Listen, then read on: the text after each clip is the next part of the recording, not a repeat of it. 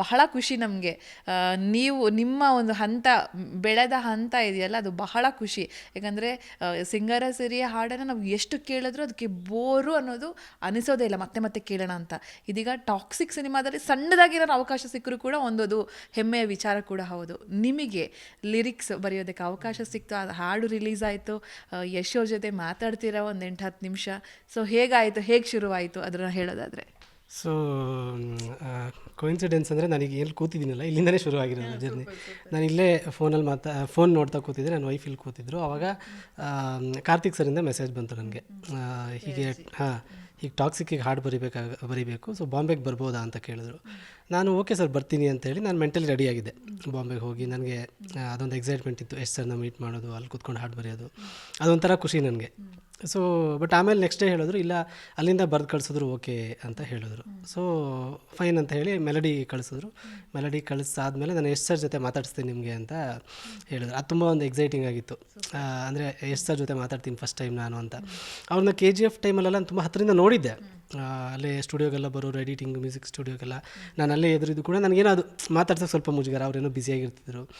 So ಯಾವಾಗಿಂದ ಇತ್ತು ಒಂದು ಆಸೆ ಇತ್ತು, ಯಶ್ ಸರ್ಗೆ ಬರೀಬೇಕು ಅನ್ನೋದೊಂದು ಆಸೆ ಇತ್ತು. ಬಟ್ ಟಾಕ್ಸಿಕಲ್ ಆಗುತ್ತೆ ಅನ್ನೋದೆಲ್ಲ ಊಹೆನೇ ಇರಲಿಲ್ಲ. ಸೊ ನೆಕ್ಸ್ಟ್ ಮೆಲಡಿ ಕಳಿಸ್ತಾರೆ. ಮೆಲಡಿ ಕಳಿಸಾದ್ಮೇಲೆ ಅದೇ ಯಶ್ ಸರ್ ಹತ್ರ ಫೋನಲ್ಲಿ ಮಾತಾಡಿಸ್ತಾರೆ. ಸೊ ಫೋನಲ್ಲಿ ಮಾತಾಡಿದ ತಕ್ಷಣ ಒಂದು ಒಳ್ಳೆ ವೈಬ್ರೇಷನ್.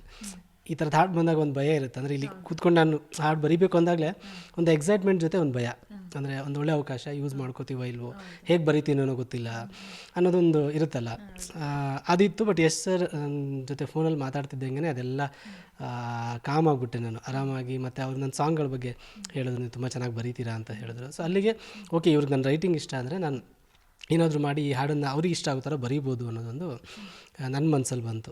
ಸೊ ನೆಕ್ಸ್ಟ್ ಡೇನೇ ನಾನು ಒಂದು ವರ್ಷನ್ ಕಳಿಸ್ದೆ. ಸೊ ಒಂದು ವರ್ಷನ್ ಕಳಿಸಿದಾಗ ನೆಕ್ಸ್ಟ್ ಡೇನೇ, ಅಂದರೆ ನನಗೆ ಅದು ಫೆಬ್ರವರಿಯಲ್ಲಿ ಆಗಿದ್ದು. ಸೊ ಮಾರ್ಚಲ್ಲೇ ರಿಲೀಸ್ ಇದ್ದಿದ್ದರಿಂದ ಟಾಕ್ಸಿಕ್. ಸೊ ನಮಗೆ ಟೈಮ್ ಇರಲಿಲ್ಲ. ಕಾರ್ತಿಕ್ ಸರ್ ಅದೇ ಹೇಳಿದರು, ಏನಂದರೆ ನಮ್ಮ ಟೈಮ್ ತುಂಬ ಕಡಿಮೆ ಇದೆ, ಬೇಗ ಕೊಡಬೇಕಾಗುತ್ತೆ ಅಂತ. ಸೊ ನೆಕ್ಸ್ಟ್ ಡೇನೇ ನಾನು ಕೂತ್ಕೊಂಡು, ನನಗೆ ಜಾಗ ನೆನಪಿದೆ, ಇಲ್ಲೇ ಕೂತ್ಕೊಂಡು ಬರ್ದಿದ್ದು ನಾನು ಯೂಶ್ವಲಿ ಅಲ್ಲಿ ಒಳಗಡೆ ಏನೂ ವರ್ಕ್ ಆಗಿಲ್ಲ ಅಂದಾಗ ಒಂದು ಹೆಲ್ಪ್ಲೈನ್ ಥರ, ಅಲ್ಲಿ ವರ್ಕ್ ಆಗ್ತಿಲ್ಲ ನೋಡೋಣ ಇಲ್ಲಿ ಬಂದು ಕೂರೋಣ ಅಂತ ಇಲ್ಲಿ ಬಂದು ಕೂತ್ಕೊಂಡು ಫಸ್ಟ್ ಪಲ್ಲವಿ ಬರೆದೆ. ನಾನು ಬರೆದು ಸರ್ ಇವ್ರಿಗೆ ಕಳಿಸ್ತಿದ್ದಂಗೆ ನೆಕ್ಸ್ಟ್ ಸಂಜೆ ಫೋನ್ ಮಾಡಿದ್ರು ಸರ್. ಫೋನ್ ಮಾಡಿ ಚೆನ್ನಾಗಿದೆ, ಅವ್ರು ಚೆನ್ನಾಗಿದೆ ಅನ್ನೋವರೆಗೂ ನನಗೊಂದು ಭಯ ಆಯಿತು. ಇಲ್ಲ ತುಂಬ ಚೆನ್ನಾಗಿದೆ, ಕರೆಕ್ಟ್ ಆಗಿದೆ, ಸಿಚುವೇಶನ್ಗೆ ಎಲ್ಲದಕ್ಕೂ ಕರೆಕ್ಟ್ ಆಗಿದೆ ಅಂತ ಹೇಳಿ ಅಲ್ಲಲ್ಲೇ ಒಂದಿಷ್ಟು ಕರೆಕ್ಷನ್ಸ್ಗಳನ್ನು, ಈ ಲೈನ್ ಹಿಂಗೆ ಮಾಡೋಣ, ಈ ಲೈನ್ ಹಿಂಗೆ ಮಾಡೋಣ, ಮಿಂಚೊಂದು ಎದೆ ಮೇಲೆ ಅಂತ ಬರೆದಿದ್ದೆ ಫಸ್ಟ್ ನಾನು. ಅದು ಎದೆ ತುಂಬ ಮಾಡೋಣ, ಎದೆ ತುಂಬ ನಡೆದಾಡಿ ಮಾಯವಾದಂತೆ ಅಂತ ಬರೆದಿದ್ದೆ, ಅದು ಮರೆಯಾದಂತೆ ಅಂತ ಮಾಡೋಣ. ಸೊ ಈ ಥರದ್ದೆಲ್ಲ ಒಂದಿಷ್ಟು ಡಿಸ್ಕಷನ್ಸ್ಗಳು ಆಗಿ ಬೆಟರ್ ಆಗ್ತಾ ಹೋಯಿತು. ಸೊ ಒಂದು 6-7 ಟೈಮ್ಸ್ ನನಗೆ ಯಶ್ ಸರ್ ಜೊತೆ ಮಾತಾಡೋಂಥ ಒಂದು ಅವಕಾಶ ಸಿಕ್ತು.